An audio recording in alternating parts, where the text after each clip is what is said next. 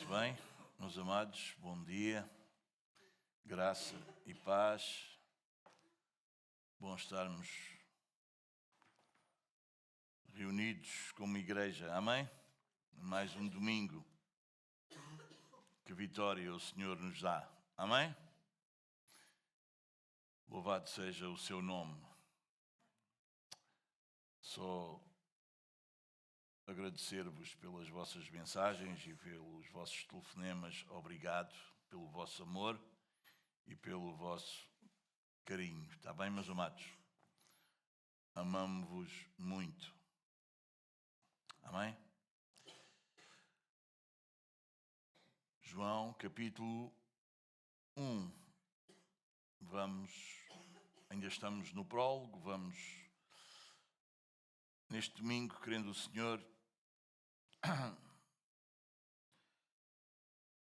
trabalharmos do versículo 6 ao versículo 14, talvez 13, 14. Vamos ler então as Escrituras, como vocês têm no vosso folheto de culto, do 6 ao 14. Amém? Vamos ler então com toda a reverência. Houve um homem enviado por Deus cujo nome era João. Este veio como testemunha para que testificasse a respeito da luz, a fim de todos virem a crer por intermédio dele.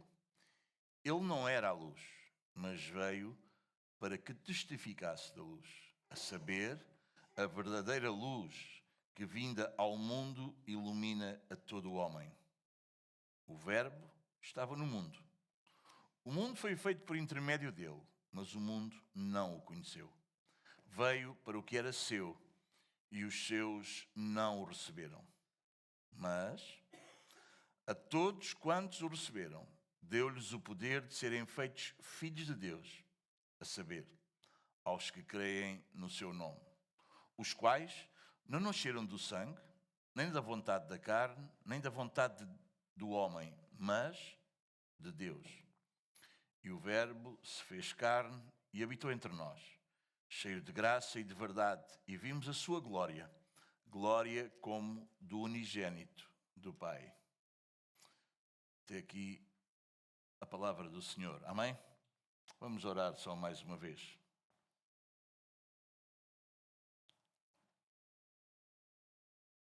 Senhor nosso Deus, soberano, santo, confessamos que se formos deixados em nós mesmos,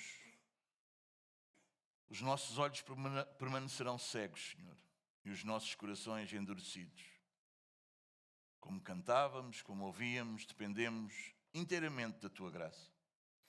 Ilumina-nos, Senhor, pelo Teu Espírito, submete a nossa vontade à Tua, faz-nos receber com fé viva a Tua palavra. Que toda a glória seja Tua, Senhor, do começo ao fim. Em Cristo Jesus, o nosso único Salvador, oramos. E todos dizemos amém. Podemos ficar sentados, meus queridos.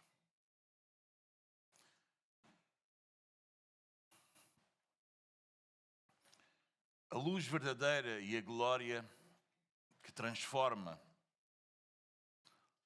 Amém?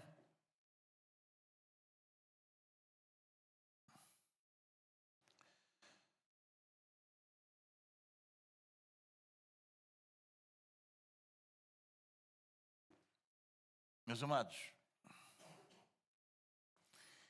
existe uma pergunta que governa toda a realidade humana. E é uma pergunta bem mais profunda do que como viver e muito mais urgente do que o que fazer. A pergunta é esta: o que é que Deus está a fazer no mundo para a sua própria glória? E aonde é que nós entramos nisso? João, aqui no capítulo 1, como nós temos estado a estudar, meus amados, João começa o seu evangelho a tentar resolver os nossos problemas imediatos. Ele começa por revelar o centro do universo. Antes de ele falar de pecado, antes de falar de fé, antes de falar de salvação, o que é que João faz? João mostra-nos Deus. Porque como nós que já estudamos as Escrituras e muitas vezes eu tenho falado convosco, o maior problema do homem não é a falta de informação. O homem natural, ele é cego espiritualmente. A maior necessidade de uma igreja, irmãos, não é muita atividade, é visão. Aí o apóstolo Paulo, na segunda carta aos Coríntios, no capítulo 4, versículo 4, ele diz que o Deus deste século cega o entendimento dos incrédulos. É por isso que João vem e escreve-nos este evangelho. É por isso que ele escreveu este prólogo e, nomeadamente, este texto que nós lemos hoje. Como é que o Deus invisível faz a sua glória ser vista por homens cegos? Como é que ele faz isso? E João mostra-nos como é que Deus faz. A resposta é surpreendente, gloriosa e escandalosa. Deus envia um homem. Deus acende uma testemunha. Deus revela uma luz. E como nós, não sei se teremos tempo de ir ver hoje ainda, Deus se faz carne.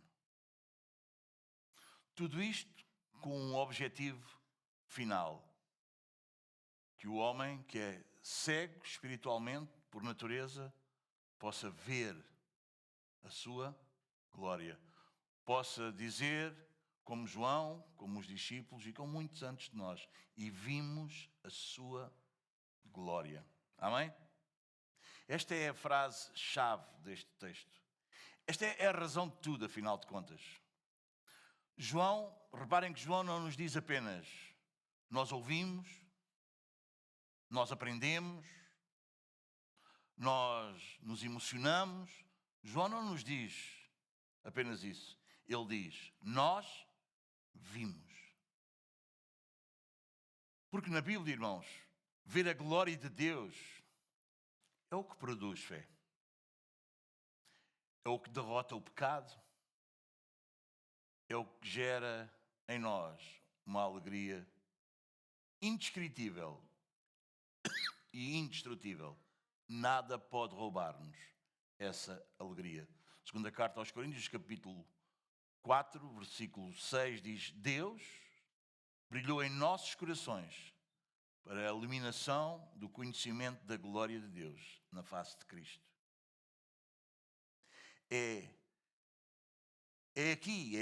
Aqui neste ponto está o que nós precisamos entender logo desde o princípio, logo no início. João Batista existe para que Cristo seja visto. A luz vem para que Deus seja glorificado. A salvação acontece para que filhos vejam a glória do Pai. Reparem que nada neste texto gira em torno do homem. Nada. Tudo gira em torno, à volta de Deus. Meus amados irmãos, quando nós entendemos as Escrituras, isso muda completamente a forma como nós a lemos, como nós a ouvimos. João, capítulo 1, versículo 6 a 14, como nós lemos, não é apenas sobre um profeta fiel, não é apenas sobre um povo que rejeitou, não é apenas sobre alguns que creram, é sobre o prazer de Deus em revelar a sua glória, mesmo ao custo dele próprio ter que entrar na história. Assumir a carne e ser rejeitado até por alguns que ele próprio criou. Aqui é o nosso primeiro choque inicial e bastante profundo. Deus é tão comprometido com a sua glória que ele veio pessoalmente garantir que ela fosse vista. Ele não enviou apenas a lei, as leis. Ele não enviou apenas profetas. Ele não enviou apenas sinais. Ele diz lá no versículo 14: e o Verbo se fez carne. Porquê? Porque Deus é mais glorificado quando homens e mulheres não apenas sabem coisas sobre Ele, mas veem, saboreiam e se alegram nele. Já no Antigo Testamento o profeta nos dizia: provai e vede que o Senhor é bom. Amém? Meus amados, João nos convida a fazer uma coisa primeiro. Qual é? Olhar. Olhar. Olhar para a luz, olhar para a glória, olhar para Deus na pessoa do seu Filho, em Cristo. Porquê? Porque é que isto é crucial? Porque ninguém pode receber a luz sem primeiro vê-la. Ninguém vê a glória de Cristo sem ser primeiro transformado por ela. Isto é o que João quer. Isto é o que Deus quer. Que nós possamos dizer: e vimos a sua glória. Que Deus nos conceda, meus amados, olhos para ver. João começa o seu evangelho assim como que alguém agarrando nos nossos ombros e a dizer-nos: antes de fazeres qualquer coisa, seja ela qual for, antes de tentares mudar a tua vida, antes de procurares alguma aplicação prática, olha para Cristo. Olha para Cristo. Porque cristianismo, como os irmãos têm ouvido vezes sem conta, porque eu acho que vocês não têm contado, cristianismo começa por Deus. Começa em Deus. E não começa com o que nós fazemos por Deus ou para Deus. Começa com quem Deus é e com o que Ele fez ao entrar na história. O cristianismo não começa no homem, começa em Deus. A carta do apóstolo Paulo aos Romanos, na sua dobradiça, no meio da carta, no final do capítulo 11, no versículo 36, o apóstolo Paulo escreve o seguinte: porque dele, por meio dele e para ele, são todas as coisas. Então, depois de João nos levar à eternidade, depois de falar do Verbo, que era Deus, da luz que resplandece nas trevas, como nós já vimos nos primeiros 5 versículos, João vai fazer algo surpreendente. Ele sai da eternidade, ele desce da eternidade para a história, ele vem do infinito para o comum, ele vem da glória para o homem. E no versículo 6 ele diz: houve um homem. Houve um homem enviado por Deus, cujo nome era João. Aqui fala-nos da instrumentalidade de Deus, o instrumento que Deus usa. O quê? Um homem. João poderia dizer-nos muitas coisas, mas ele escolhe dizer-nos apenas isto: houve um homem. Precisamos lembrar-nos, e acho que alguns de vocês têm a memória fresca, que o homem nas Escrituras é-nos apresentado de uma maneira muito diferente da ideia que o homem tem de si mesmo hoje. Lembram-se? Na terça-feira nós falámos disso. Não é? No Salmo 8,4 diz-nos as Escrituras: quem é o homem para que te lembres dele? Isso fala logo que nós não somos o centro da coisa. Enquanto que o homem hoje, os humanistas e por aí fora, acham que o homem é o centro. Não, não. As Escrituras dizem, quem é o homem? Quer dizer, um grão de areia no meio de tudo isto que Deus criou. Quem é o homem para que te lembres dele? Lembram-se de Jó 30, 2 e 3? Quando nós vimos na terça-feira? Lembram-se desse versículo? Vocês conseguem colocar-se aí nesse versículo ou não? Eu vou lê-lo mais uma vez. Porque sou demasiadamente estúpido para ser homem. Não tenho inteligência de homem. Não aprendi a sabedoria, nem tenho o conhecimento do santo.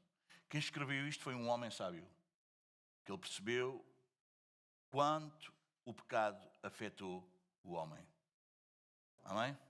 É verdade que nós fomos criados à imagem e semelhança de Deus.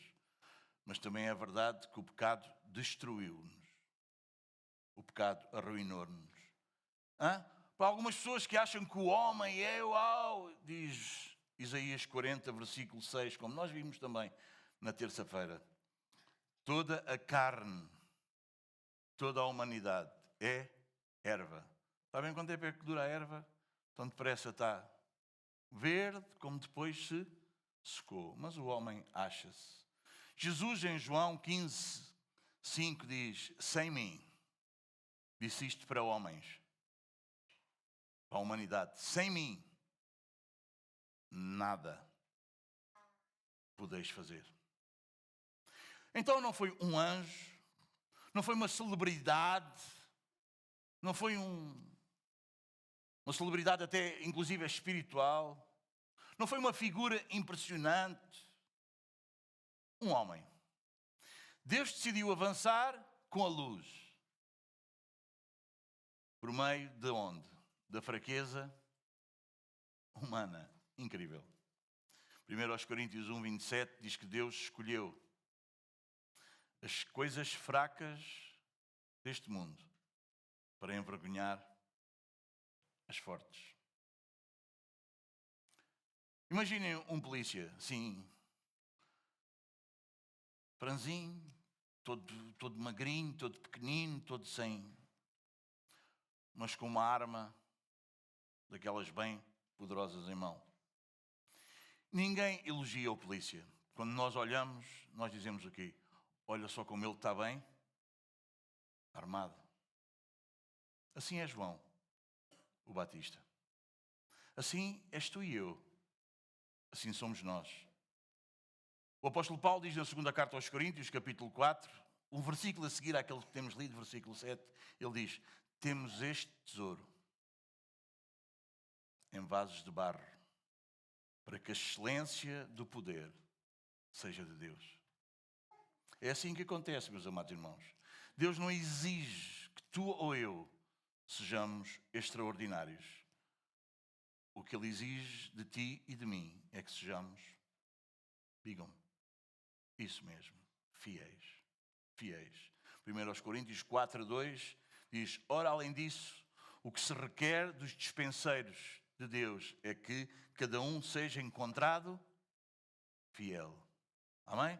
O que nós vamos ouvir quando nós nos encontrarmos na eternidade com o Senhor da Glória, com o Senhor Jesus, o nosso Salvador, o que Ele vai dizer é, vinde, meu servo bom e fiel.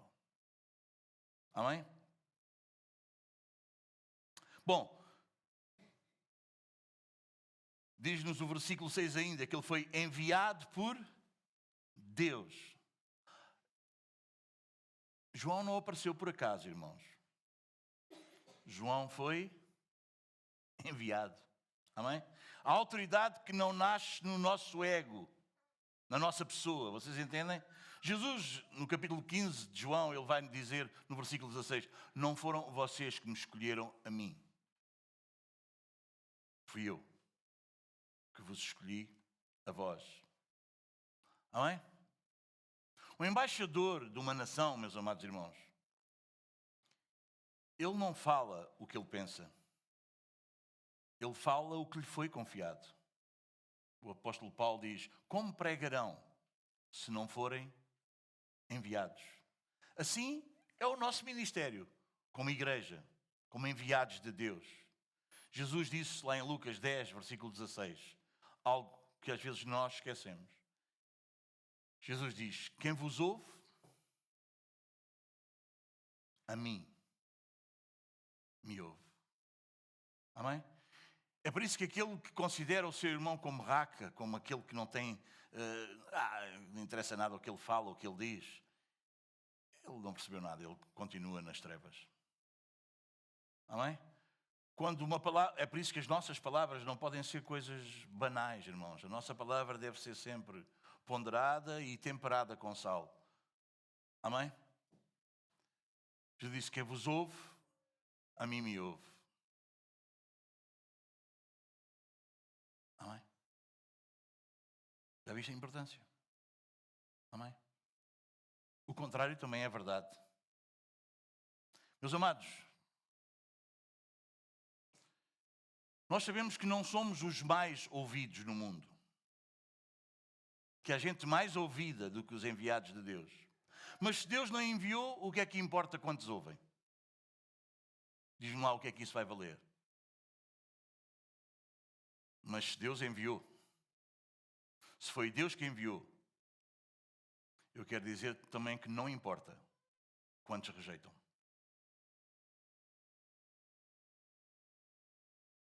Eu vou repetir. Se não foi Deus que enviou, não importa muito quantos ouvem, porque não vai valer de nada aqueles que ouvem os que não forem enviados por Deus. Grandes multidões, as pessoas não acreditam mais. Qual é a religião que tem mais seguidores do mundo? E o que é que isso importa? Diz-me lá. Qual é a igreja? O que é que isso importa? João não se enviou a ele mesmo. João foi enviado por Deus. Amém? Então, o que é que importa os que não ouvem? Que importância é que tem? Amém? O apóstolo Paulo, incutido, embebido deste chamado, deste envio de Deus, ele diz acerca dele próprio: ai de mim, se eu não pregar o Evangelho. Não é porque está muita gente a ouvir, não é porque muita gente aceita, não é porque muita gente obedece, não é porque muita gente segue as palavras. Não é isso que motiva o enviado de Deus, não é isso. Não é isso. Não é nada exterior a ele. É algo nele. Paulo diz: ai de mim. Como é que eu aguento? Como é que eu vivo? Como é que eu vou viver se eu não anunciar o Evangelho? Amém? Houve um homem enviado por Deus, cujo nome era João. Se tu encontrares algum milagre que João fez registado nas Escrituras, diz-me, porque não existe.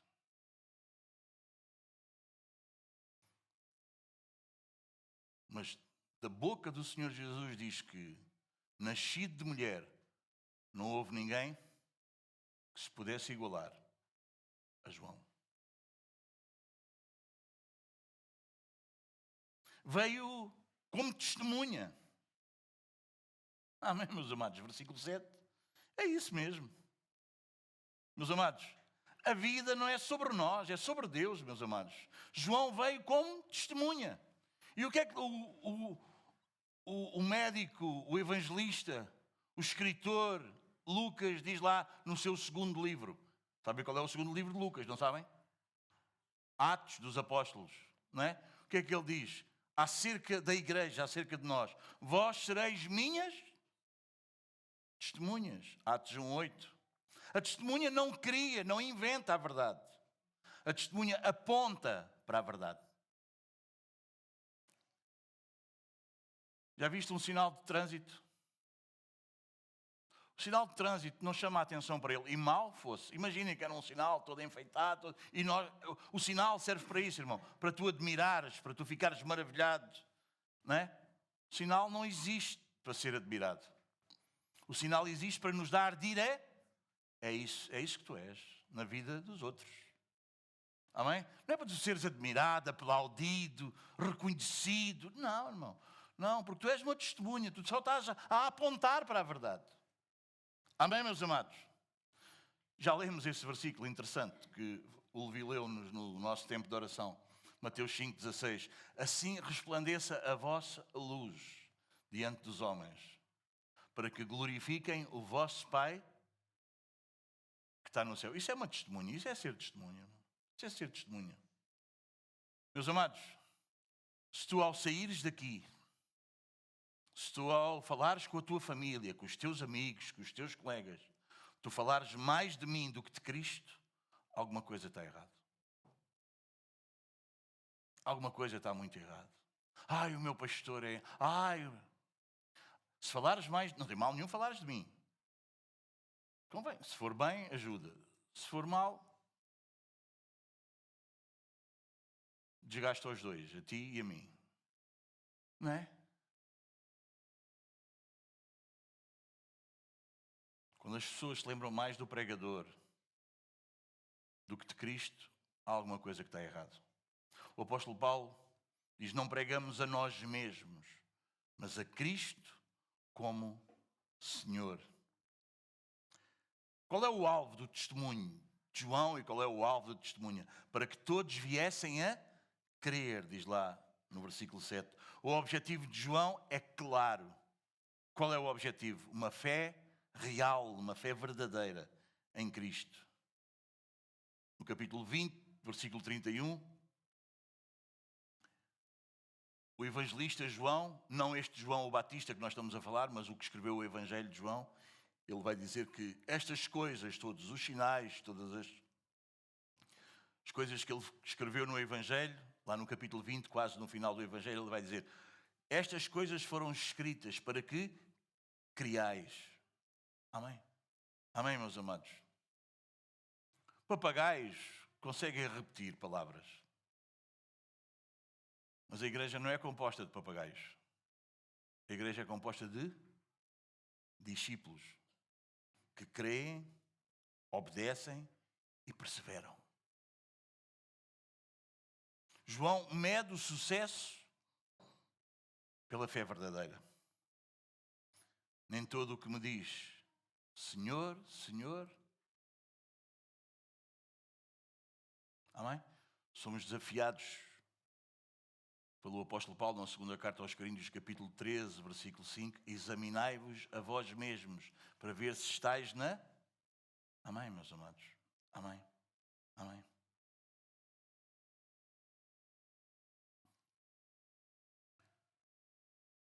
Aleluia. Conseguimos perceber isso, meus queridos? Amém? Não interessa o que é que nós falamos. Lembram-se quando nós estudámos o Salmo? O que é que vai dividir os homens? O que é que separa os homens lá na eternidade? É o quê? É o coração. É o que te satisfaz. É o que tu amas. É o que tu verdadeiramente gostas. É o que tu verdadeiramente te realizas. Quando nós lemos, quando Jesus diz aqui em Mateus, nem todo o que me diz Senhor, Senhor, e depois ele diz, não vos conheço, apartai-vos de mim, que praticais a iniquidade ou que praticais o mal. É como se Jesus estivesse a dizer, faça-se a vossa vontade. Vocês tiveram toda a vida para me desejarem e para me amarem. Vocês nunca me desejaram nem nunca me amaram. Então agora vocês vão ter por toda a eternidade o que vocês queriam. Amém, meus amados? Não é uma questão de boca. Não é uma questão, eu gosto tanto, eu admiro tanto, eu quero... Mas depois o nosso coração denuncia-nos. O nosso coração diz o que é que nós de facto amamos. O nosso coração diz o que é que nós de facto nos satisfazemos. O nosso coração diz o que nós de facto admiramos, o que nós de facto adoramos. O nosso coração diz. Ainda que as nossas palavras digam outra coisa, o nosso coração é que diz. Não é? Um discípulo, um seguidor de Jesus deve ter sintonia naquilo que ele diz e naquilo que ele se satisfaz. Amém? Cuidado. Cuidado. Amém? Podemos aprender frases religiosas. Podemos aprender a elogiar os santos homens de Deus, as santas mulheres de Deus, a admirá-los. Mas nós não somos nada disso. Mas nós não transportamos, isso não está transportado para a nossa vida. O nosso coração não é isso que Ele deseja. depois a nossa vida evidencia outra coisa. Meus amados, claro que eu gosto que vocês me elogiem. Quem é que não gosta de ser elogiado? Não é? Sim, pastor, pastor, foi tão bom, não é? Claro, isso não tem problema nenhum, isso. Mas sabem o que é que satisfaz um pastor? Não é elogios de uma boa pregação. É ver a palavra que ele pregou ser vivida na sua igreja. Na sua, entre aspas, na igreja que ele pastoreia. Amém? Isso é o que... Amém? Lembro-me uma altura, Paulo Washer, ele é convidado para pregar numa conferência no Brasil. E antes dele pregaram, ele não foi o primeiro a pregar, antes dele pregaram alguns pregadores. E naquela conferência, uma multidão enorme, sempre que eles pregavam e durante a pregação, e as pessoas aplaudiam. Ele subiu ao púlpito e ele disse: não machuquem mais o meu coração. Porque quando ele subiu ao púlpito, ele era convidado, um pregador, não é? Muito conhecido, uau, não é? Toda a gente de pé a aplaudir e mal ele. E quando ele disse isto, então mais eles aplaudiam. E ele ameaçou que ia embora. Ele disse: já há palmas a mais aqui, esta noite. Há um grande perigo quando a igreja começa a dar a glória ao homem. É muito perigoso. É muito perigoso. É muito perigoso. É muito perigoso. E ele diz, ele ameaçou mesmo. Isto está no YouTube, vocês podem ver. Ele ameaçou mesmo que ele ia embora. Se eles continuassem. E ouvi ainda alguns que ainda batiam. Ele disse: se vocês vão continuar, eu vou embora. Porque Deus não divide a sua glória com ninguém. E se nós temos o coração trabalhado pelo Evangelho, nós sabemos que o único que é digno de glória é Ele. É Ele. É Ele. Ele não era a luz. Versículo 8. Esta é a frase, não é? Que protege o Evangelho. Ele não era a luz. Esta frase para nós, irmãos, é uma frase embebida de misericórdia. Lembras-te do Salmo 115, versículo 1, o que é que diz? Não a nós, Senhor. Não a nós, mas ao teu nome dá glória. Meus amados, se uma igreja cai quando o pastor cai, se uma igreja cai quando o homem cai, quer dizer que esse homem era o fundamento dessa igreja. E em 1 Carta aos Coríntios, capítulo 3, versículo 11, diz: ninguém pode lançar outro fundamento além do que foi posto, o qual é Jesus Cristo. Meus amados, eu posso cair. Eu posso falhar. Eu não quero. Eu espero que o Senhor me guarde, mas isso pode acontecer. Já aconteceu a muita gente. Se nós formos ver muita gente, meus amados, muita gente. Se a igreja cair, quer dizer que o fundamento da igreja, dom, era eu. E isso é muito mau sinal. Eu não estou a dizer isto porque, entendam, não é nada disso. Os irmãos entendem, meus amados. Ele não era... João escreve acerca de João Batista. Ele, no versículo 8, ele não era a luz. Amém? João Batista sabia fazer uma coisa que tu e eu precisamos cada vez mais aprender a fazer e a fazer. Sabe o que é?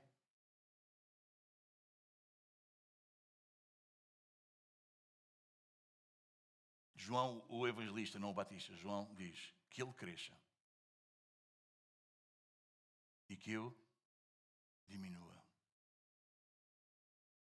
Meus amados, uma igreja bem pastoreada é uma igreja em que não é o pastor que vai subindo cada vez mais ao ponto de quase ficar intocável, não. É um pastor que vai descendo. Eu gosto de ouvir quando alguns de vocês oram para que eu seja humilhado. Eu próprio oro para que eu seja humilhado. Amém, meus amados? João sabia desaparecer. Ele diz que ele cresça e que eu diminua. Versículos 9 a 11. A saber, a verdadeira luz que vinda ao mundo ilumina a todo o homem. O Verbo estava no mundo, o mundo foi feito por intermédio dele, mas o mundo não o conheceu. Veio para o que era seu e os seus não o receberam. Aqui no versículo 9, a verdadeira luz, aqui é um vocábulo bastante significativo para descrever Jesus. No grego há duas palavras para definir aqui verdade, a verdadeira, a verdade. A primeira delas é, eu tenho uma dificuldade com a pronúncia, se não estou a fazer bem, perdoem, mas é aletes, ou aletes, que significa verdadeiro em oposição ao falso. A outra é aletinos, que significa real ou genuíno, em oposição ao irreal ou ao falsificado. Então Jesus é a luz genuína, a verdadeira luz, que veio iluminar, esclarecer a humanidade. Jesus é a única luz genuína, a luz verdadeira, que guia as pessoas em seu caminho. Ele é a única luz. Amém, meus amados? Ele é a única luz. Tu não podes beber nesta religião, beber na outra, buscares o melhor daqui, o melhor de lá, e assim vais ter luz. Não. Jesus é a única luz. Amém? Que ilumina a todo o homem. Somente Ele, Jesus, a luz verdadeira, pode tornar claro a cada pessoa, a cada indivíduo, o significado e o propósito da sua vida. Ryle, John Charles Ryle, diz corretamente que Cristo é para a alma dos seres humanos o que o sol é para o mundo. Ele é o centro e a fonte de toda a luz espiritual. Calor, vida, saúde, crescimento, beleza, fertilidade. Assim como o sol, ele brilha para benefício de toda a humanidade. Ele brilha para grandes, pequenos, ricos, pobres, judeus, gentios. Todos podem olhar para ele e receber livremente da sua luz. Versículo 11. Veio para o que era seu e os seus não receberam. Claro, nós já vimos isto. O problema não é a falta de luz.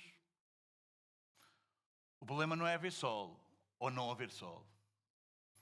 O problema é o amor às trevas. Nós vimos isso, não vimos? João 3,19 diz que os homens amaram mais as trevas do que a luz. O sol, quando nasce para todos. A reação é isso, é que revela o que está no coração. Lembram-se de eu dar o exemplo do quarto desarrumado, uma bagunça, e quando se abre a porta, percebe-se o que lá está. E algumas pessoas querem fechar a porta para que não fique iluminada aquela bagunça, aquela desarrumação toda. Como se isso quisesse dizer alguma coisa boa a seu respeito. Ai, que vergonha, deixa fechar a porta. Não, isso não muda. Não muda nada as pessoas dizerem não há Deus, Deus não existe. Eu não acredito em Deus. Tudo bem, tu podes fechar a porta do quarto. Mas isso não diz nada acerca de Deus. Se Ele existe ou não, se Ele é luz ou não. Isso diz isso a teu respeito. Isso revela ao teu coração. Isso revela que tu és uma pessoa que não te importas de ter as coisas desarrumadas.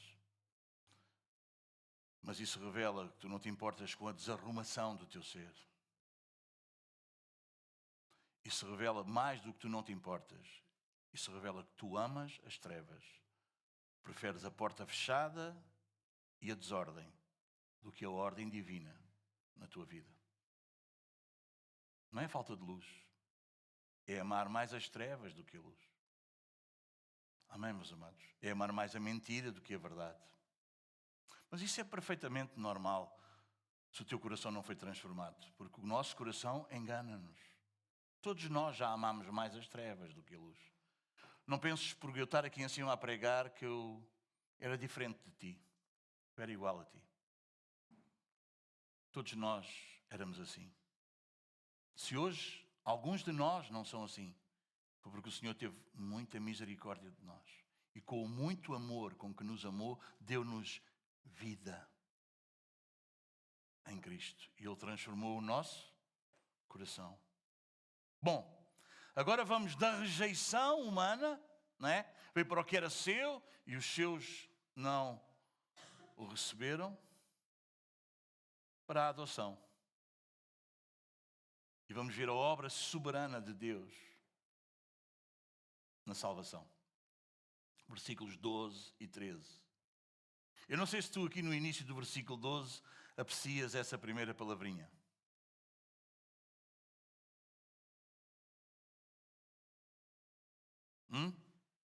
Qual é a primeira palavrinha que está aí? Hã?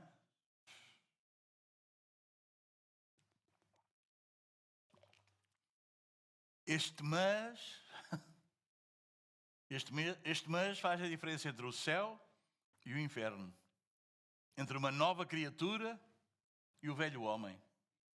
Entre o gozo, a alegria, a satisfação numa vida de uma pessoa e a escuridão, as trevas, o abandono, a tristeza, a angústia na vida de outra. Mas ele veio para o que era seu, mas os seus não o receberam. Mas, benditos mas das Escrituras. Tu quando encontras um mas nas Escrituras é um milagre. É provisão, é a ação de Deus. Mas, tudo era assim. Mas a todos quantos o receberam, deu-lhes o poder de serem feitos filhos de Deus, a saber, aos que creem no seu nome, os quais não nasceram do sangue, nem da vontade da carne, nem da vontade do homem, mas de Deus. Meus irmãos, meus amigos, João acaba no versículo 11 mostrar-nos a tragédia, não é? Da rejeição. Deus vem na pessoa do Filho, entra no mundo, faz-se homem e não o... Isto é uma tragédia. Isto é uma tragédia. João acaba de nos contar uma tragédia horrível. Veio para o que era seu e os seus não. É um choque ou não? Imagina que nós não sabemos o que é que vem a seguir, nós não sabemos nada. Bom, Deus providenciou, o verbo era Deus, o verbo estava com Deus, o verbo criou todas as coisas, não é? O verbo vem, há um homem que prepara o caminho para o verbo, não é? E o verbo veio para o que era seu, ele é a luz que ilumina a todo o homem, uau, fantástico, mas depois ele vem para o que era seu e os seus não. Uma tragédia. Uma tragédia. Uma tragédia. Estás a ver a imagem? Imagina, INEM 112, alguém a morrer, a chegar, vem, chega e alguém está a dizer, não quero nada, não quero. Veio para o que era seu e os seus não. Tragédia. Ficamos chocados com isso. Não é? Nós ficamos chocados, isto é um choque para nós, quando nós lemos as Escrituras. E João vai continuar a chocar-nos. É que ele não suaviza a escrita dele. Ele não abranda, não. Ele mostra-nos outra coisa que nos choca, surpreendentemente. Ele continua a chocar-nos agora com o quê? Com o milagre da graça.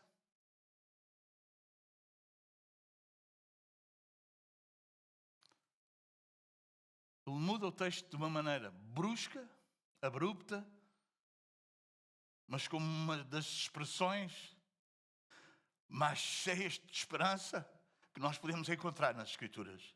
Mas esse mas é o som da graça de Deus invadindo a nossa história, a história do homem. É a soberania de Deus rompendo e interrompendo a falência da humanidade. É o Evangelho a dizer-nos: a rejeição não tem a última palavra. Deus tem a última palavra. Ninguém o quereria, ninguém o buscaria, mas isso não é a última palavra. A rejeição não é a última palavra. A última palavra é a palavra de Deus. É por isso que isto deixa-nos a nós, cristãos reformados, sabendo que nós não temos qualquer implicância na salvação, sabendo que nós o rejeitaríamos como todos os outros rejeitam. Mas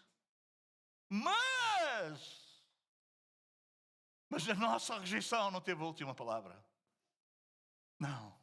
Mas Deus,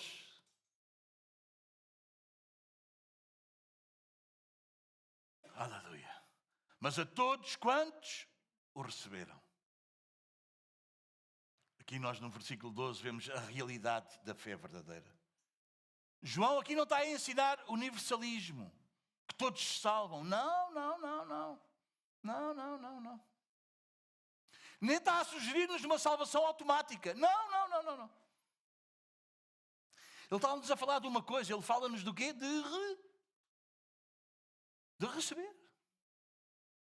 Está-nos a falar de receber. Deixa-me começar por o que não é receber. Que às vezes aprendemos melhor o que é falando do que não é. Jesus fazia isto algumas vezes. O que não é receber?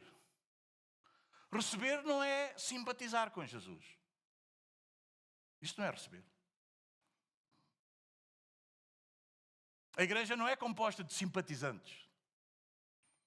A igreja é composta de discípulos.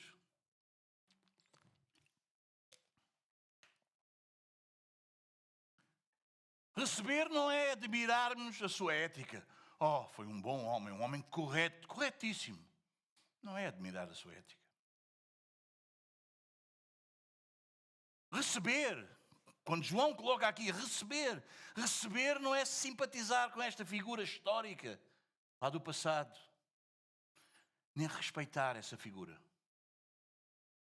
Receber não é isso. Jesus no capítulo 2 aqui de João, vai aqui um bocadinho à frente.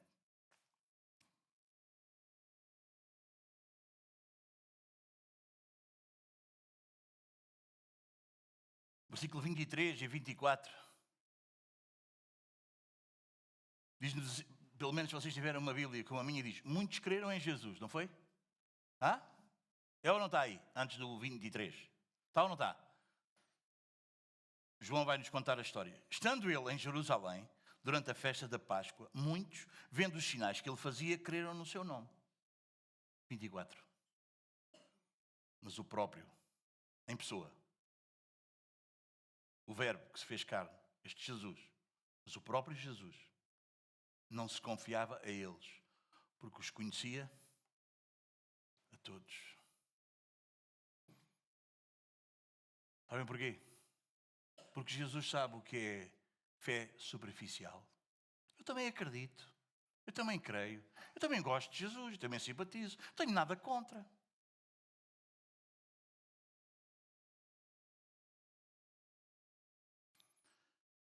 Sabe, olhem lá para mim, existe assim uma recepção aparente, não existe? Hã? Que até parece que recebeu. Não existe, em algumas pessoas, uma recepção aparente? Existe. A gente olha, a gente observa, né? E aquilo lá, sim, claro, né? Há aquela recepção, né? Aparente, mas não é disso que João está a falar. Não é isso que as Escrituras falam. Todos quantos o receberam. Não é uma recepção aparente. Não é uma fé superficial. Jesus conhecia bem, ele dizia, bom, né? Eles creram nele, viram os milagres e creram no seu nome. Mas o próprio Jesus, E não precisava de que alguém lhe desse testemunho a respeito do homem, porque ele mesmo sabia o que era a natureza humana.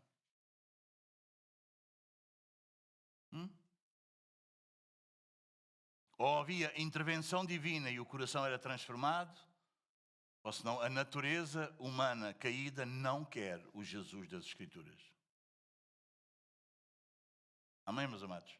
Não é esse receber que João está a falar. Não é, meus amados, não é.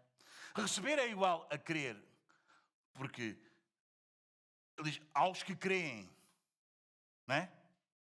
Todos quantos o receberam, a saber, aos que creem no seu nome, não é? Então, receber é igual a crer. Crer é igual a confiar na identidade revelada de Cristo. Crer no nome significa o quê? Confiar em quem Ele é.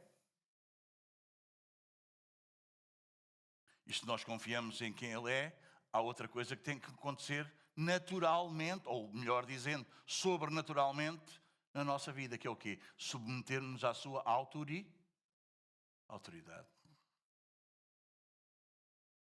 E descansarmos aonde? Na sua obra. Aqui o crer, o receber e o crer que João nos está a mostrar, meus amados, não é apenas aceitar os factos. É entregarmos-nos a uma pessoa. Amém? Atos 16:31 fala-nos do carcereiro, lembram-se? Quando Paulo e Silas estão presos lá na prisão por anunciar o Evangelho, e à meia-noite eles decidem, em vez de se queixar e murmurar, como se calhar alguns de nós faríamos, ou se calhar todos nós faríamos isso, ele decide, em vez de se queixar e murmurar, ele decide o quê? Bom, vamos fazer, e vamos ter aqui um tempo de adoração e louvor. E eles começam a louvar e as grades da prisão, não é? E o carcereiro, sabem o que é o carcereiro? O chefe lá da prisão, o guarda, o responsável pela prisão, ele fica, quando as grades caem abaixo, ele fica o quê? Ele fica cheio de medo, porque ele pensava que todos os presos iam fugir e a sua vida e da sua família estava em causa, porque ele era morto se alguém fugisse. Em Atos 16:31, Paulo diz para esse carcereiro que estava cheio de medo, ele ia embora, ele ia matar-se porque ele sabia que ele ia ser morto. Ele estava aflito. Ele diz, não vai ninguém sair daqui. Ele diz, crê no Senhor Jesus Cristo e serás salvo tu e a tua casa.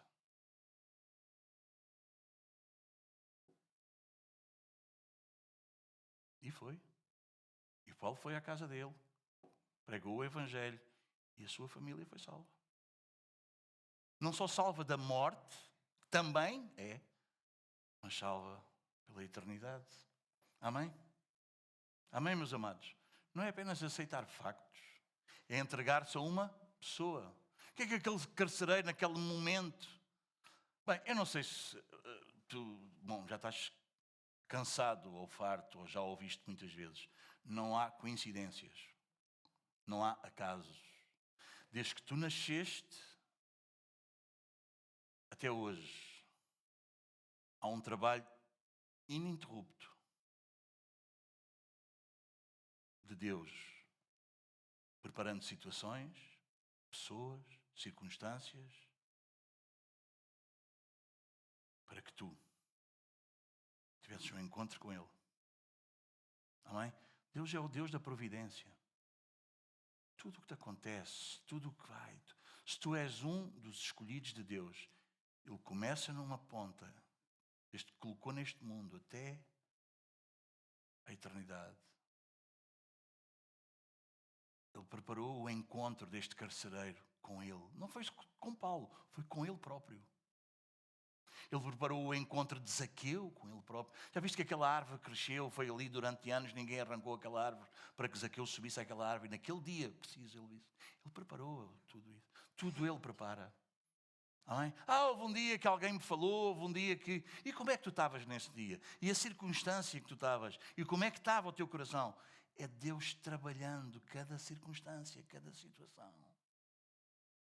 Amém? Porque é que tu achas que aquele carcereiro aceitou naquele dia as palavras de Paulo, de um preso. Como é que ele...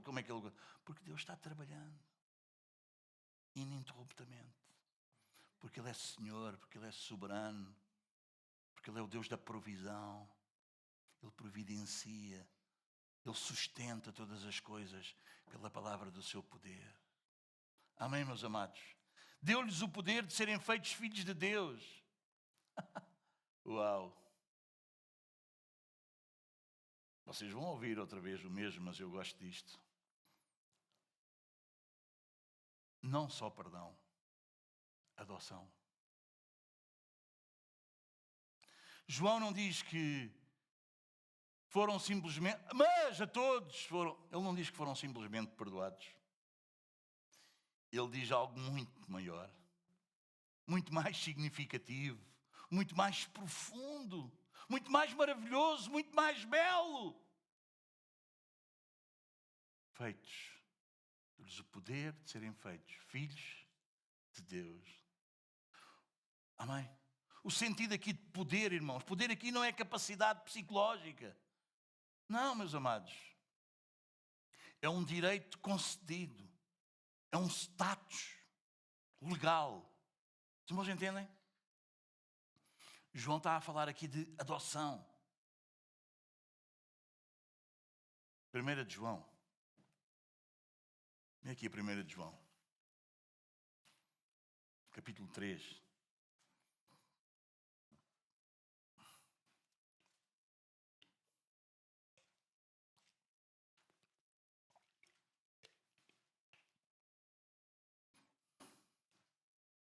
João já velhinho. Este João que escreveu o Evangelho que nós estamos a estudar aqui, já bem velhinho. Diz a tradição que ele já bem velhinho, ele na igreja de Éfeso, ele já bem velhinho, já com a voz trêmula, quase sem se ouvir. Às vezes era preciso inclinar perto da boca dele para ouvir o que ele dizia, que ele já estava bem velhinho e sem forças. E ele dizia, filhinhos. Uma vez na carta, nas últimas, primeiro ele tratava por filhinhos, ele já sem forças. Veja o amor dele, o amor pastoral dele para com a igreja. Ele dizia, filhinhos. Nem sequer é a Bíblia, é a tradição diz. Ele dizia, bem já sem forças. Não é? Quando ele se reunia com a igreja lá. Amai-vos uns aos outros. O amor procede de Deus. Mas aqui no capítulo 3, quando ele escreve a sua primeira carta, ele diz, vede. Como é que nós começamos? É preciso visão, é preciso ver. Ele diz, vede. Que grande amor nos tem concedido o Pai. Se ele nos perdoasse só, não era bom? Era ou não era bom? Éramos para ser condenados. Não vamos. Ok, já não há condenação. Era bom ou não era? Mas João está embebido. A minha oração ao Senhor esta madrugada era que o Senhor nos embebesse disso. Diz, vê, saboreia, desfruta. Vede que grande amor nos tem concedido o Pai. Não é um amor que nós alcançamos pelos nossos méritos. Não é um amor que nós reivindicamos porque nós fomos tão bons até aqui. Não! Foi-nos concedido o Pai. A ponto de sermos chamados filhos de Deus. E ele, para não haver confusões, ele diz, e de facto, somos filhos de Deus. Por essa razão o mundo não nos conhece, porquanto não o conheceu ele mesmo. Amados, agora somos filhos de Deus. Uau! E ainda não se manifestou o que haveremos de ser. Sabemos que quando ele se manifestar, seremos semelhantes a ele, porque haveremos de vê-lo como ele é. Tu vês isto? Tu vês isto? Tu crês nisto? Isto tem um sabor delicioso para ti? Então ele diz adiante, versículo 3, e assim mesmo se purifica tudo o que nele tem, esta esperança, assim como ele é. Amém. nós não fomos apenas absolvidos de um tribunal. Nós fomos levados para a mesa de Deus. Amém? Nós fomos levados para a casa dele. Ele levou-nos para casa. Amados, adoção é muito mais profundo do que justificação. A justificação, nós fomos justificados.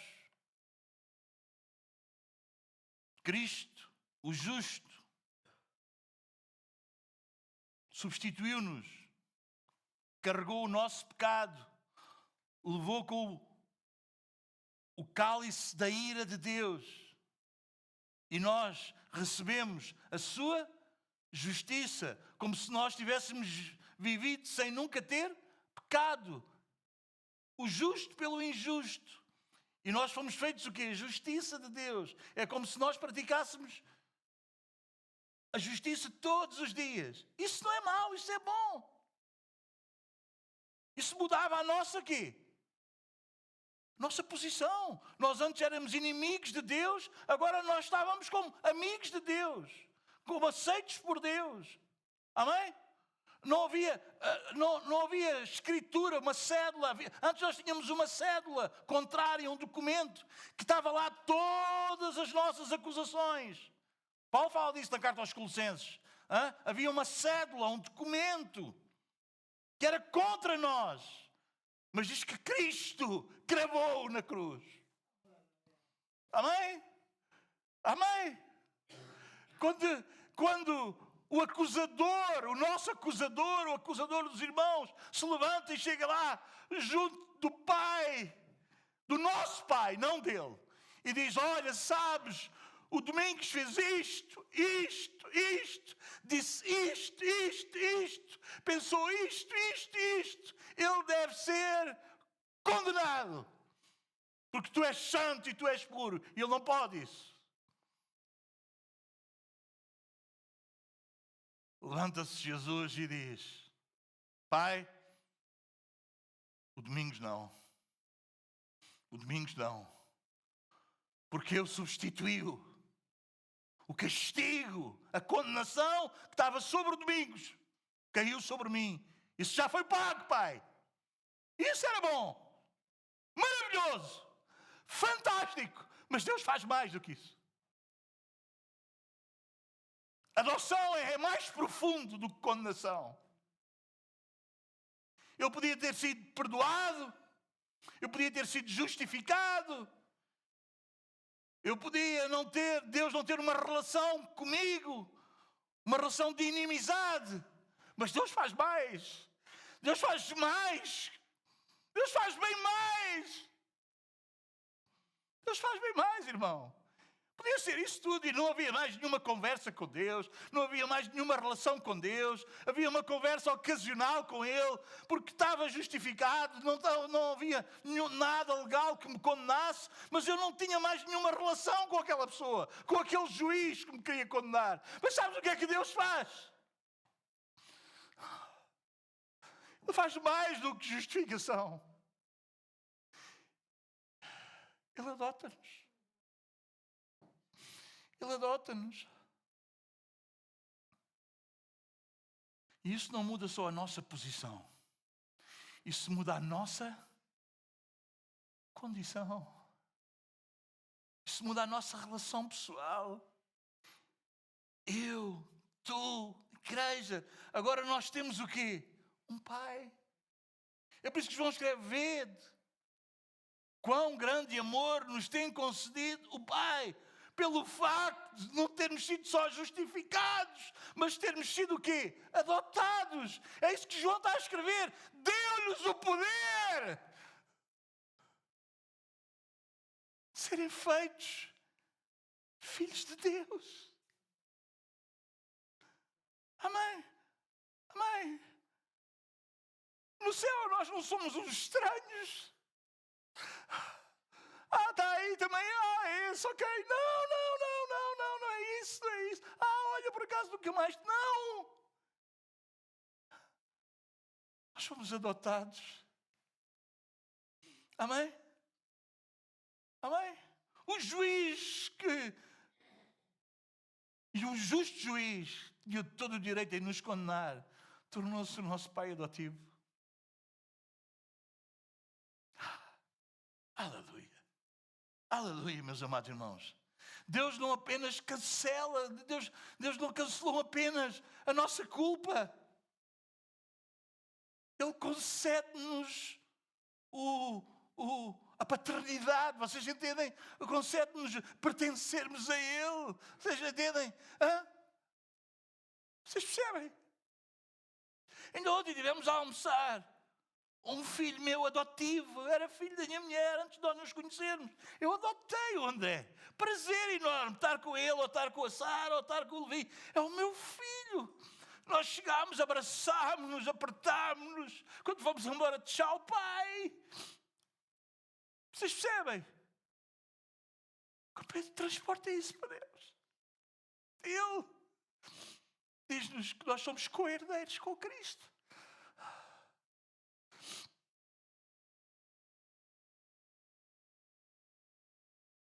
Igual, a mesma posição. Amém? Diante do Pai. Ele adotou-nos. Não somos estranhos. Não somos só perdoados. Amém? Romanos 8,15 diz: recebestes o espírito de adoção, pelo qual clamamos, Abba Pai. Vê aqui em Romanos 8, só para perceberes a profundidade. Só para perceberes aqui a profundidade. Romanos 8,15. Porque não recebeste o espírito de escravidão para viveres outra vez atemorizados. O que é que Paulo está a escrever aqui? Hã? Gente que vivia o quê? Debaixo da lei. Hã? Tens que fazer, tens que ser, percebes? Hã? E era um medo, e se falhar aqui, e se errar ali, e como é que vai ser? E eu vou ser condenado, e eu tenho que estar preparado para quando Cristo voltar. Vocês percebem? E se eu falhei aqui, se calhar ele já não me aceita, ele agora rejeitou-me, e eu posso perder a salvação. Não! Não, porque não recebeste o espírito de escravidão, o espírito da religião, o espírito que confia. Irmão, só há duas religiões à face da terra: a que confia nas obras e a que confia na obra de Cristo. Só há duas religiões. Tenham elas lá o nome que tiverem. E vocês não receberam. Vocês não receberam.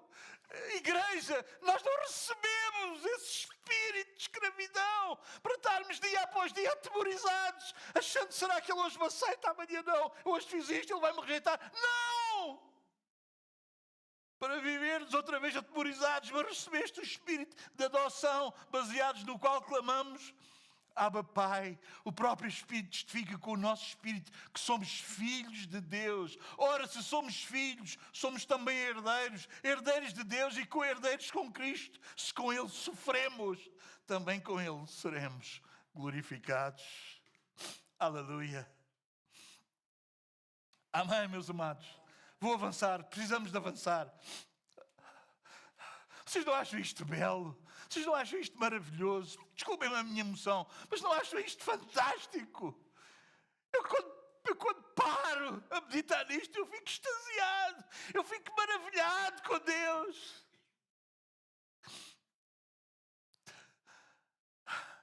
Pai, porquê é que te levantas às 4 da manhã? Porquê é que te levantas às 5? Porque é maravilhoso. Estar sem barulho, sem ninguém, sem estar com Ele. Eu digo, eu adoro esses tempos. Eu gosto, deixa-me levantar cedo. Porque eu quero estar com Ele, só com Ele.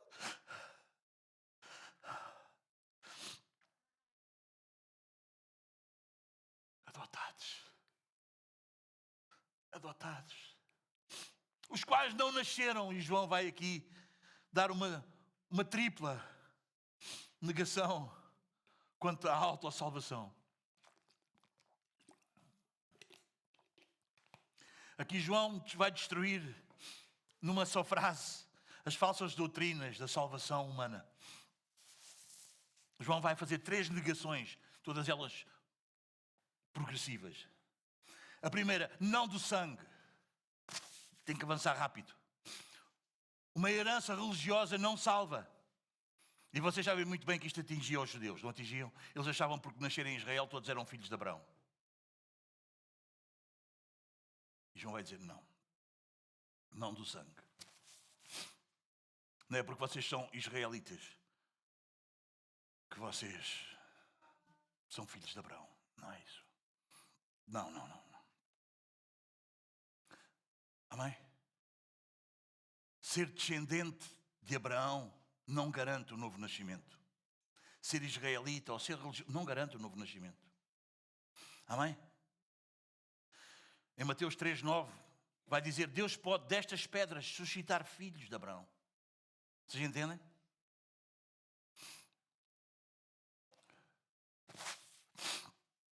Pais, mães, avós que estão aqui, lembrem-se de uma coisa. Pais crentes não geram filhos regenerados. Amém?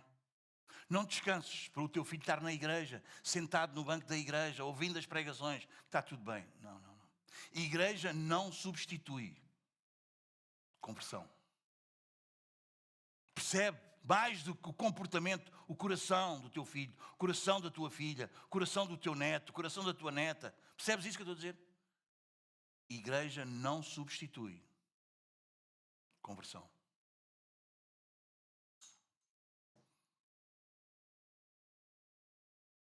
Aparecer nas fotografias do Crianças com Dom não garante conversão. Percebes o que eu estou a dizer? Não garante. Isso não vai falar com quantos pais não têm os filhos em todas as fotografias da festa de Natal e vai ver onde é que eles estão hoje. Então não vale a pena. Não é isso que eu estou a dizer. Claro que vale a pena. Mas precisa estar alerta. Precisa estar alerta. A fé não é genética. A vontade da carne, não. Desculpem. Não do sangue.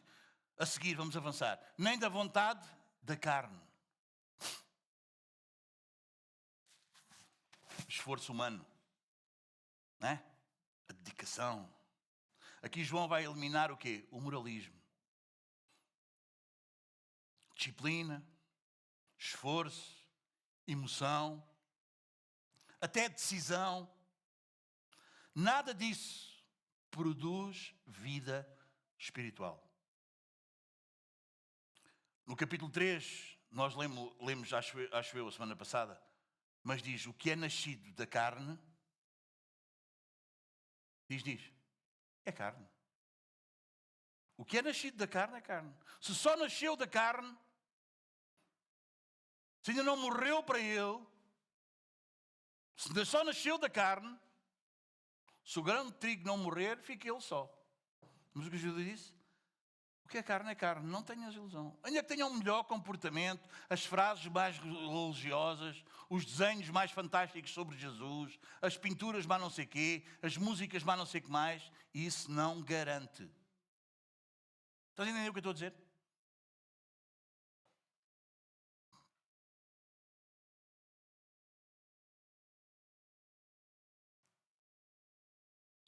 O homem pode mudar os hábitos, melhorar o comportamento, adotar uma linguagem religiosa, mas há uma coisa que o homem natural não pode. Sabes o quê? Gerar uma nova vida espiritual. Isso o homem não pode. Não pode. Amém?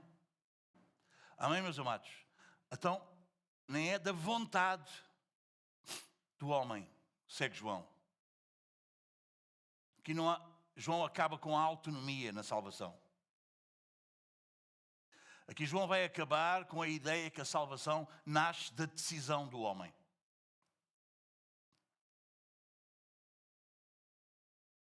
Uma decisão autónoma. Eu decidi crer, não é? Alguns às vezes nos batismos põem, eu decidi por Jesus. Decidiste.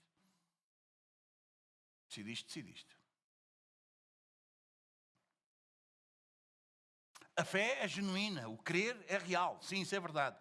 Mas a origem da vida espiritual não está, meus amados, na vontade humana. e sim na vontade divina. Vem comigo a Romanos 9. Rapidamente.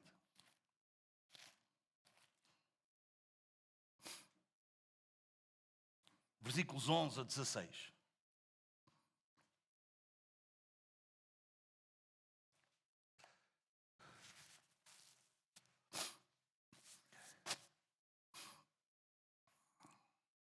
Quem é que sabe quem são estes gêmeos do versículo 11? Quem são? Jacó e Esaú. Não é? Olha, depois vocês leem para trás. Vamos só ler para a frente agora. E ainda não eram os gêmeos nascidos. Ainda não tinham nascido. Se não tinham nascido, não tinham vontade, ou não? Hã? Nem praticado o bem ou o mal. Para que o propósito de Deus, quanto à eleição, prevalecesse, não por obras, mas por aquele que chama. Já fora dito a ela, a quem? A Sara, não é? A mãe. Amei Jacó, porém me aborreci ou odiei Esaú. Antes, para que o propósito de Deus quanto à eleição prevalecesse. Ok? A religião das obras não tem lugar na doutrina sã e bíblica. Bom, Paulo já sabe o que é que pensamos, então ele vai colocar aqui uma pergunta retórica e ele próprio vai responder. Que diremos, pois? Não é? Porque o pessoal diz, Deus é injusto, escolhe uns e rejeita outros, não é? O Paulo vai já responder. Ele diz, que diremos, pois? Há injustiça da parte de Deus? Isto é a pergunta. Não é? E ele vai responder. O que é que ele vai responder? De modo nenhum. Pois ele diz a Moisés, terei misericórdia de quem me aprouver ter misericórdia e compadecer-me-ei de quem me aprouver ter compaixão. Assim, pois, não depende de quem quer ou de quem corre, mas de usar Deus a sua misericórdia. Amém. Amém, meus amados.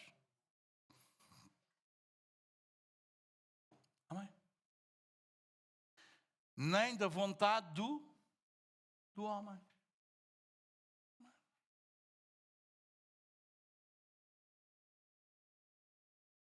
E ele termina como? Mas de Deus.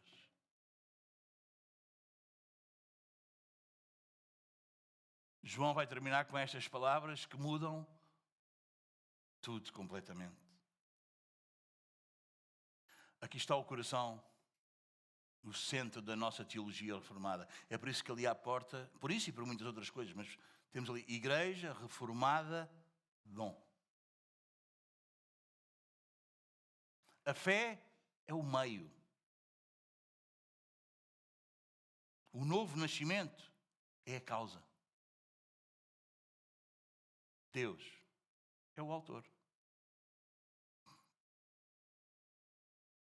Tiago, no capítulo 1, versículo 18, ele vai dizer, segundo a sua vontade, ele nos gerou pela palavra da verdade. O que é que isto faz?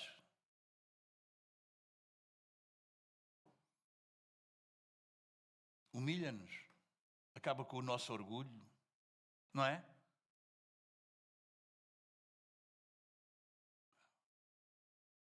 Não é? Acaba com o nosso orgulho.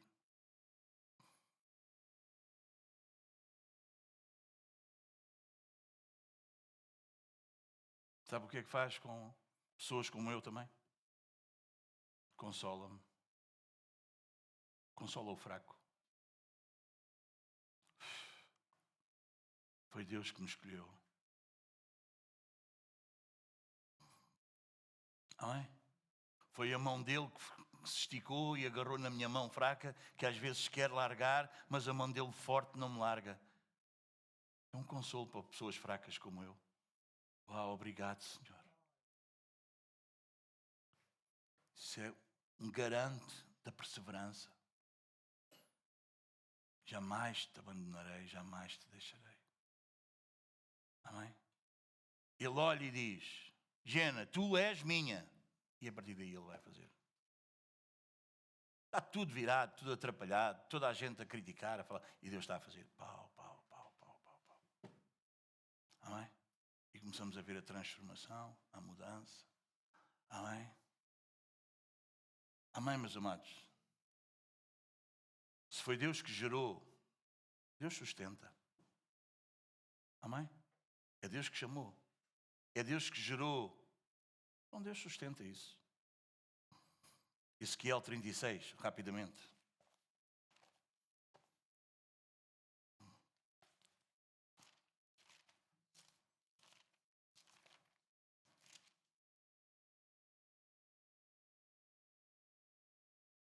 Versículo 24 a 27. Tomar-vos-ei dentre as nações e vos congregarei de todos os países e vos trarei para a vossa terra. Então, vocês veem como é que está o verbo. Quem é que faz? Quem é que faz? Hã? Continua. Então, 25. Aspergerei água pura sobre vós e ficareis purificados. De todas as vossas imundícias e de todos os vossos ídolos vos purificarei. Quem é que está a fazer a obra? Quem é que está? 26. Continua ou não continua? Apareces aí tu ou eu? Dar-vos-ei coração novo e porei dentro de vós espírito novo. Tirarei de vós o coração de pedra e vos darei coração de carne. Porei dentro de vós o meu espírito e farei que andeis nos meus estatutos, guardeis os meus juízos e os observareis. É por isso que Paulo, ao escrever lá aos Filipenses, diz: é Deus quem efetua em vós tanto o querer como o efetuar, segundo a sua boa vontade. Vai aí, Hebreus. Vai aí, Hebreus. Hebreus capítulo 10.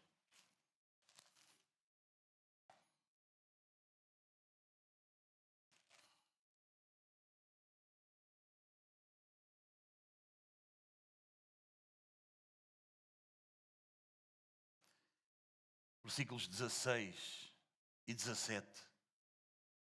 Olha só esta maravilha. Estão aí? Esta é a aliança que farei com eles, depois daqueles dias, diz o Senhor. Porei no seu coração as minhas leis, e sobre a sua mente as inscreverei. Uau! Uau! Já viste? Já viste? É que Ele coloca as suas leis no centro da nossa vontade. Amém? Nós antes não queríamos as suas leis. Nós não queríamos obedecer. Agora Ele colocou as suas leis no nosso coração. Nós agora queremos obedecer. Até mesmo quando eu digo, eu obedeço-lhe, eu quero obedecer-lhe. Sabes quem é que fez isso? Sabes quem é que fez isso? Se eu lhe quero obedecer, sabes a quem é que tu deves glorificar? É um pastor tão obediente. É um irmão, uma irmã tão obediente. Sabes a quem é que tu estás a exaltar? Deus. A Deus. Eu porei. Eu farei. Uau. E acrescenta. Que maravilha. 17. Também de nenhum modo, meus irmãos, me lembrarei dos seus pecados e das suas iniquidades para sempre. Ora, onde há remissão destes, já não há oferta pelo pecado. O sacrifício foi feito uma única vez, para sempre. Ele paga os pecados que tu tinhas antes de converteres, paga os pecados que tu cometes até Ele te chamar ou a sua segunda vinda. A obra está completa e está feita. Domingos, isso é arriscado. Não é o que disseram a Paulo. Então cada um vai viver. Paulo diz, de maneira nenhuma. Então multiplique-se o pecado para que superabunde a graça. Bora lá, vamos pecar. Se está tudo. Sabem onde é que Paulo descansa? Onde tu e eu podemos descansar. É que aqueles que são alcançados por Deus querem viver para Deus. E essa é a grande diferença. É por isso que o pastor não é um polícia a ver se tu te portas bem ou mal. Percebes? O pastor não tem que andar a guardar a ver se tu erras, se tu mentes, se tu pecas. O pastor não tem que andar a... Não tem. O pastor o que tem que fazer é correr com os lobos, alimentar-te com aquela pastagem bem verde, para tu estares alimentado, forte, para não teres fome de outras coisas, alimentar-te com a palavra e vamos por aí fora. Porque o pastor não é o fiscal. O pastor guarda dos lobos, dos enganadores, dos falsos mestres, dos falsos profetas, dos falsos irmãos. Sim. Como é que ele faz isso? Ele pega nas Escrituras e as expõe. E a própria palavra faz o trabalho dela. Porque ele sabe que aqueles que me ouvem a mim, ouvem a ele. Aqueles que ouvem a ele, ouvem a mim. Não dá para pastorear quem não quer ser pastoreado, irmão. Não dá. É uma canseira. Era só o que faltava. Não dá. Não dá. Amém? Então, João 12:3 ensina-nos que a fé é necessária. E a fé é Deus que nos dá. A adoção é o resultado. A salvação não nasce do homem. O novo nascimento procede exclusivamente de Deus. Meus amados, com isto que nós aprendemos, tudo muda.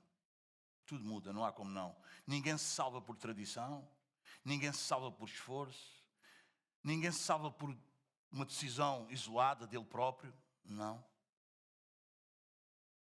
Mas também ninguém que é gerado por Deus permanece o mesmo. Isto também é verdade. Se alguém está em Cristo, nova criatura é uma nova criação. As coisas velhas já passaram, eis que tudo se fez novo. Então a pergunta final que nós devemos fazer, e estamos mesmo a terminar, não é: tu frequentas uma igreja? A pergunta é: tu nasceste de Deus? Essa é a pergunta. Amém? Vamos deixar para a semana. Eu já sabia que a coisa não deveria dar para o versículo 14. Vamos deixar para a semana o versículo 14. Então, recuperando tudo desde o início, a pergunta não pode ser só: tu crês em Jesus? A pergunta para ti hoje, aqui neste lugar: já viste a glória dele? Essa é a pergunta. Tu já viste a sua glória? Porque é Deus quem iluminou, quem brilhou nos nossos corações. Tu já viste o brilho dessa luz? Tu já viste? Porque quando essa luz é vista, quando essa glória é avistada, o pecado perde o encanto. A dizer: não faças isto, não toques isto, não é regras, não é comportamento. Quando tu vês, percebes? Quando tu vês. Não é só quando tu vês. Quando essa glória é vista. Percebes? Tu não queres nada menor do que isso. E o pecado perde toda a sua força, todo o seu encanto, todo o seu poder. A graça começa a ganhar peso na tua vida. E a adoração a Ele torna-se inevitável. Tu passas a ser um adorador, em vez de ser um admirador, em vez de seres um consumidor. Percebes? Passas a ser um adorador.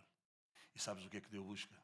Verdadeiros adoradores, que o adorem em espírito e em verdade.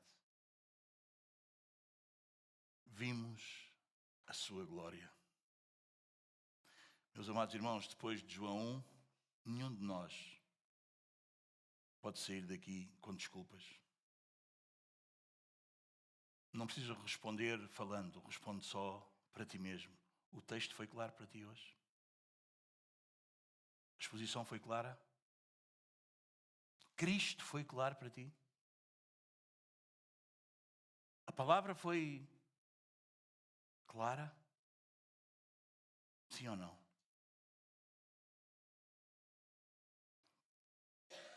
João era um homem que foi enviado por Deus. E um homem que é enviado, ele aponta. Ele não aparece. Ele não era a luz. Mas não é pelo facto de João não ser a luz, nem de eu não ser a luz, que diz que a luz não veio, porque a luz veio. Tu ouviste isso hoje? Ouviste ou não ouviste? Ele entrou na história. Ele habitou entre nós.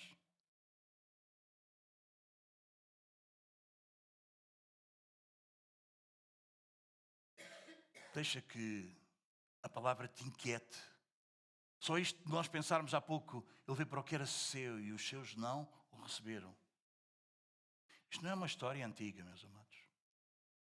Isto é um espelho. Isto é um espelho.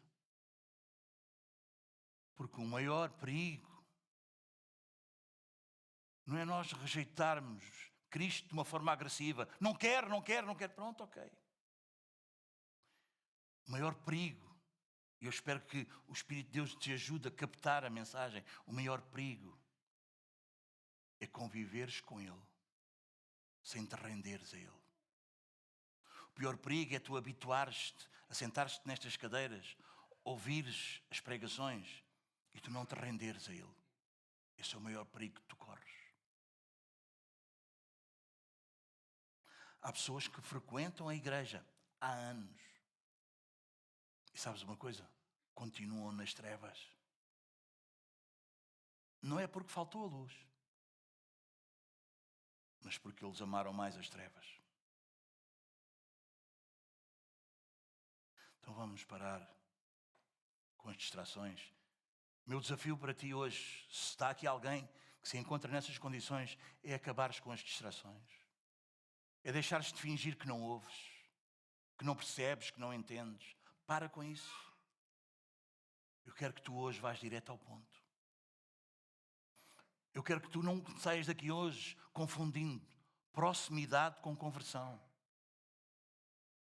Percebes?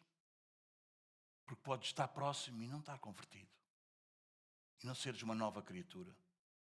João Batista estava perto da luz, mas ele nunca tentou ser a luz. Tu podes estar perto da igreja, perto da Bíblia, perto de uma teologia certa e correta, perto de tudo. E ainda assim não teres recebido como nós explicamos que é receber Cristo.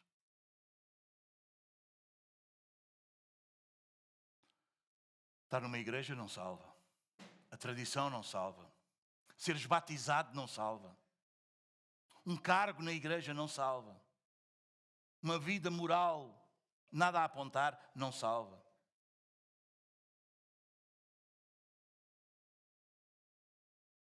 Ele não era a luz. E tu também não és a luz. Não confundas decisão com novo nascimento. O texto não diz aos que tomaram uma decisão. Não diz isso. Diz aos que nasceram de Deus. É isso que o texto diz. Novo nascimento não é melhorares o teu comportamento. Não é tu virares uma versão religiosa de ti próprio. Não é isso. Novo nascimento é morrer e nascer de novo.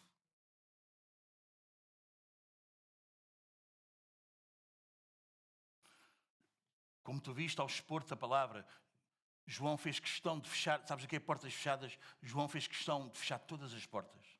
Não do sangue, não da vontade da carne, não da vontade do homem, mas de Deus. Se Deus não gerou vida em ti, deixa-me dizer-te, diretamente. Tudo o que tu tens é religião.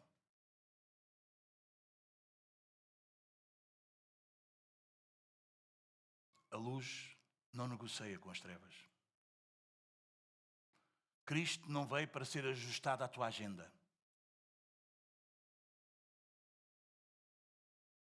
Ele veio para ser recebido ou rejeitado.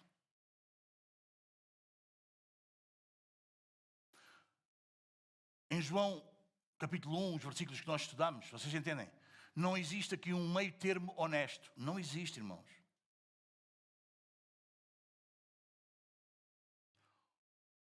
Ou tu recebes o Filho e te tornas filho de Deus, ou permaneces nas trevas.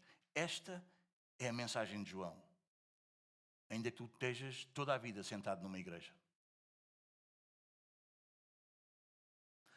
A verdadeira luz estava vindo ao mundo. Ela chegou.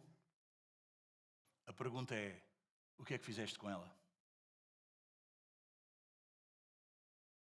Vou terminar agora mesmo.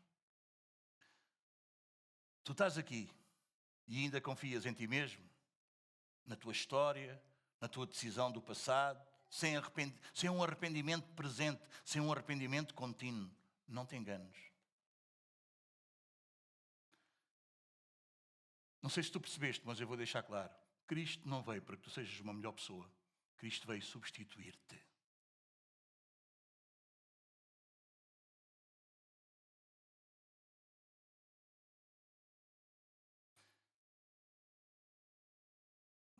Se tu ainda governas a tua própria vida, tu ainda não recebeste a luz.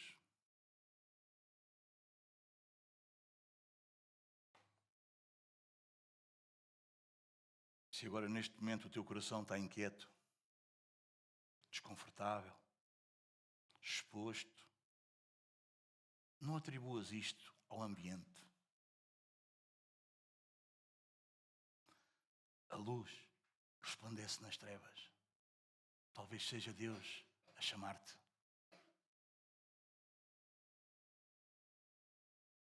E o chamado dele é simples, mas é terrivelmente sério. Ele diz, arrepende-te, abandona toda essa confiança que tu tens em ti mesmo e recebe o Filho. Não amanhã, não quando ajustares um pouco melhor a tua vida, agora. A palavra é, mas a todos quantos o receberam. Para os que já creram, deixar-vos um aviso necessário. Se tu já recebeste a luz, vive como quem já saiu das trevas, está bem? Eu já recebi, então vive dessa maneira. Cristãos que não brilham precisam fazer uma pergunta a eles mesmos se realmente viram a glória. Porque quem viu a luz não negocia com a escuridão, não brinca com o pecado. Irmãos, João não termina, como eu vos disse, a dizer e admiramos a sua glória. Não, ele disse e vimos a sua glória. Ver muda tudo. A pergunta hoje não é, então, gostaste do sermão? A pergunta é, viste a luz? Recebeste o Filho? Nasceste de Deus? Porque fora tudo isso, sabes o que é que há? Sombra, não luz. Amém? Amém? Reflete nisso. Aleluia. Vamos adorá-lo. Obrigado pela vossa